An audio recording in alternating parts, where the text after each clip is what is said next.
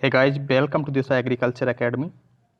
आज के इस इम्पॉर्टेंट वीडियो लेक्चर में एग्रीकल्चर की जैसा कि चल झूठी सीरीज चल रही है, जो कि आने वाले आगामी एग्जाम जैसे चेट, agriculture supervisor, ICR, UP CAT, PHU, MSc, FO आदि एग्रीकल्चर के कम्पिटिटिव एग्जाम में क्वेश्चन बहुत ही ज़्यादा इंपॉर्टेंट रहने वाले हैं। तो गाइस, वीडियो को स्किप नहीं करना है, शुरू से लेकर अंत तक वीडियो को पूरा देखना है। और अगर यार वीडियो अच्छा लगे तो लाइक करना बिल्कुल ना भूलें, ठीक है। स्टार्ट करते हैं वीडियो को और पढ़ते हैं पहला क्वेश्चन। क्वेश्चन बहुत ही ज़्यादा इंपॉर्टेंट है, साइंस से क्वेश्चन है। क्वेश्चन है, पेनिसिलिन की खोज किसने की। विद्यार्थियों ध्यान रहे, पेनिसिलिन की खोज की थी अलेक्जेंडर फ्लेमिंग ने। कब की थी? तो 1928-29 में यहाँ पे खोज की थी। और ध्यान रहे, एंटीबायोटिक, पेनिसिलिन एक एंटीबायोटिक है और सबसे पहला खोजा जाने वाला एंटीबायोटिक है। क्या समझे? फर्स्ट एंटीबायोटिक है जिसकी खोज अलेक्जेंडर फ्लेमिंग ने की थी 1928-29 में। और ये खोजा था पेनिसिलियम नाटेटम नामक कवक के द्वारा। कवक पर खोजा था, पेनिसिलियम नाटेटम नामक कवक पर खोजा था, ठीक है। ये भी आपको याद रखना है। अगला क्वेश्चन ज़्यादा ही इंपॉर्टेंट रहने वाला है, चाहे एग्जाम कोई भी हो। और चल झूठी सीरीज का ये नेक्स्ट क्वेश्चन। यहाँ पे पीएम किसान योजना की बात की गई है। तो पीएम किसान योजना की जो बात की गई, तो क्वेश्चन बनता है कि भाई इसकी कब स्टार्ट हुआ था। तो 24 फरवरी 2019 को यहाँ पर पीएम किसान सम्मान निधि योजना स्टार्ट हुई थी। और कहाँ से स्टार्ट हुई थी? तो उत्तर प्रदेश के गोरखपुर शहर से स्टार्ट हुई थी, ठीक है। उत्तर प्रदेश के गोरखपुर से स्टार्ट हुई थी। और इस योजना में जो है 2000 रुपये की एक साल में 3 किस्त मिलती हैं। क्या समझे? 1 वर्ष में 6000 रुपये मिलेगा किस फार्मर को, और ये 3 किस्तों में मिलेगा, ठीक है। 2-2 हज़ार की तीनों किस्तें होंगी। तो यहाँ पे ये बहुत ही इंपॉर्टेंट योजना है, एग्जाम के पॉइंट ऑफ व्यू से आपको याद रखना है। योजना स्टार्ट हुई थी 24 फरवरी 2019 में उत्तर प्रदेश के गोरखपुर सिटी से। और 1 वर्ष में 6000 की धनराशि फार्मर को प्रोवाइड करवाई जाती है, जो भी लाभान्वित लोग होते हैं, और 2-2 हज़ार की 3 किस्तों में। बढ़ते हैं अगला क्वेश्चन की तरफ। अगला है फलूदा सीरीज, बहुत ही ज़्यादा इंपॉर्टेंट है फलूदा सीरीज। देखते हैं क्या क्वेश्चंस हैं इस सीरीज के अंतर्गत। यहाँ पे अपन लोग डिस्कस करते हैं पशुओं में बीमारी एवं कारण। पशुओं में बीमारी होती है वो किस कारण से होती है। तो यहाँ पे पहली बीमारी रिंग बर्म होता है फफूंद के द्वारा। तो ध्यान रखना, रिंग बर्म तो होता है फफूंद के द्वारा, लेकिन टैप बर्म किसके द्वारा? ये एक अंता परजीवी होता है, टैप बर्म, फीताकर्म, ये सब अंता परजीवी होते हैं, ठीक है। आपको याद रखना है, बहुत ही प्यारे क्वेश्चंस हैं।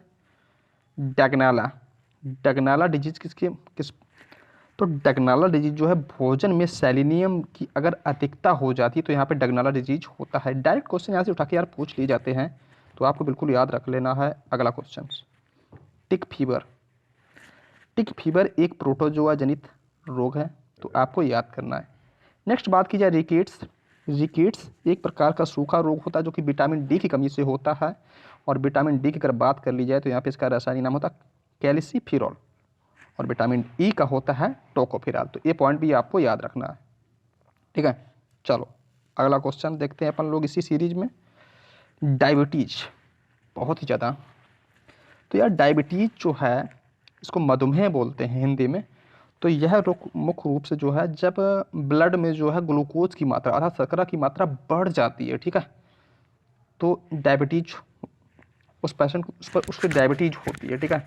शर्करा की मात्रा का बढ़ जाना, जिसके कारण बीपी उसका हाई लो होता रहता है।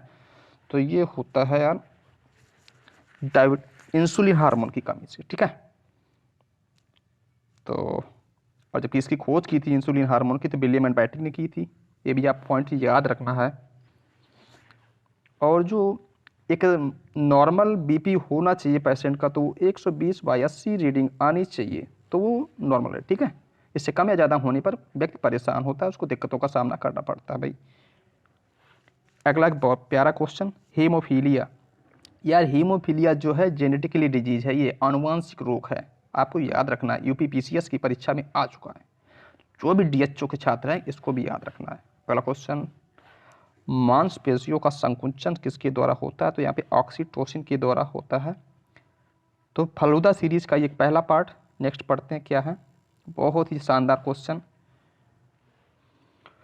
हाल ही में जो बाइडेन ने अमेरिका के राष्ट्रपति के रूप में शपथ ली है, और ये किस नंबर के राष्ट्रपति थे? तो 46वें नंबर के राष्ट्रपति थे। ठीक है, 46वें नंबर के राष्ट्रपति हैं जो बाइडेन। और इनकी पार्टी की बात करिए तो डेमोक्रेटिक पार्टी से संबंध रखते हैं जो बाइडेन। जबकि डोनाल्ड ट्रंप की जो पार्टी का नाम का बात कर दिया तो रिपब्लिकन पार्टी है। और जब डोनाल्ड ट्रंप राष्ट्रपति थे अमेरिका तो 45वें नंबर के थे। ठीक है, यहीं पर एक्स्ट्रा पॉइंट एक और आपको याद रखना है, उपराष्ट्रपति भी बनाई गई हैं जो कि बाइडेन की पार्टी की फीमेल बनाई गई हैं, वो हैं, उनका नाम है कमला हैरिस। कमला हैरिस जो है अमेरिका की उपराष्ट्रपति बनाई गई हैं और ये 49वें नंबर की हैं। ठीक है, तो ये पॉइंट भी आपको याद रखना है। चलो बढ़ते हैं अगले क्वेश्चन की तरफ।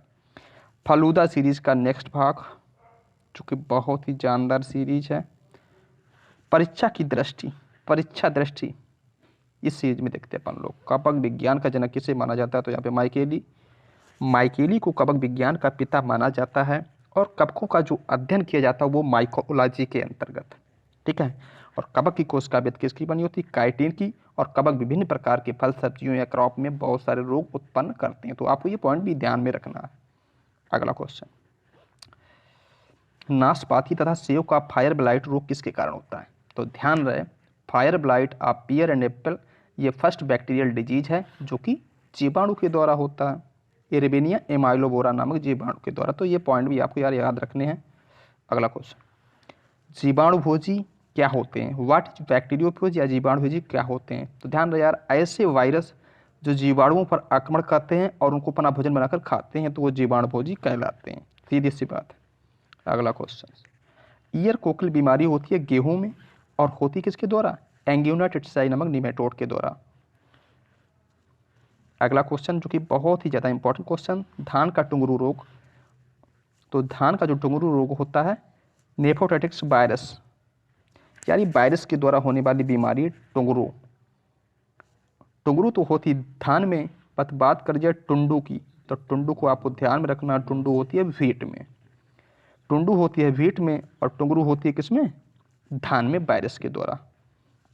अगला क्वेश्चन, फलूदा सीरीज अपन लोग पढ़ रहे हैं। और यार अगर वीडियो अच्छे हेल्पफुल लगते हो तो थोड़ा भी हेल्पफुल हो तो चैनल को सब्सक्राइब कर लें, नोटिफिकेशन बेल आइकन को ऑन रखें ताकि हम जब भी वीडियो लेकर आएँ तो आपको नोटिफिकेशन सबसे पहले मिले, टाइम टू टाइम मिलता रहे भाई नोटिफिकेशन। अगला यहाँ बात करते हैं अपन लोग बैंगन का छोटी पत्ती रोग। तो माइकोप्लाज्मा के द्वारा होता है।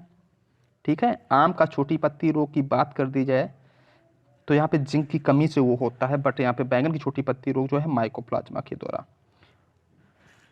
और सबसे छोटी कोशिका की बात भी करी जाए तो माइकोप्लाज्मा ही होती है, या मान लो माइकोप्लाज्मा लाइक ऑर्गेनिज्म। इसके बाद में ब्लैक हार्ट मुख्य रूप से ऑक्सीजन की कमी से होने वाला विकार है, जिसमें आलू के भीतर में जो ऑक्सीजन की कमी से कालापन काटने पर देखते हैं तो काला काला धब्बे जैसा रचना दिखाई देती है जो खाने के लिए अनफिट होते हैं आप। ठीक है, अगला आलू की पछेती अंगमारी अर्थात लेट ब्लाइट होता है आलू में। पछेती झुलसा वो किसके कारण होता है? तो फाइटोपथोरा इन्फेस्टांस। और यार इसी बीमारी के कारण जो है आयरलैंड में 1845 में दुर्भिक्ष अकाल पड़ गया था, जिसके कारण लाखों लोगों की जान चली गई थी। तो आयरलैंड की मुख्य फसल की बात कर दी जाए यहाँ पे आलू, और पछेती झुलसा रोग जो है बहुत ही ज़्यादा हानिकारक होता है। तो फाइटोपथोरा इन्फेस्टांस के कारण। और फलूदा सीरीज के लगभग लास्ट क्वेश्चन की ओर बढ़ते हुए, लूज स्मट ऑफ व्हीट। तो लूज स्मट यही रोग है कि अनावृत जो कंडुआ होता है वो किस में लगता है? तो गेहूं में लगता है। ठीक है, लूज स्मट ऑफ व्हीट।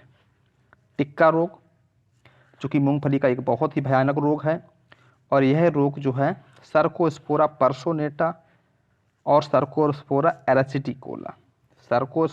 एरासिटिकोला जो है इसको अगेती टिक्का भी कह सकते हैं। ठीक है, अगेती। और पछेती यहाँ पे होता है सर्कोस्पोरा पर्सोनेटा पछेती। बहुत ज़्यादा क्वेश्चन आता है, छात्र गलत करते हैं। तो पछेती जो टिक्का लगता है वो सर्कोस्पोरा पर्सोनेटा और सर्कोस्पोरा एर्जिडिकोला के द्वारा अगेती टिक्का लगता है। ये बात आपको ध्यान में रखनी है।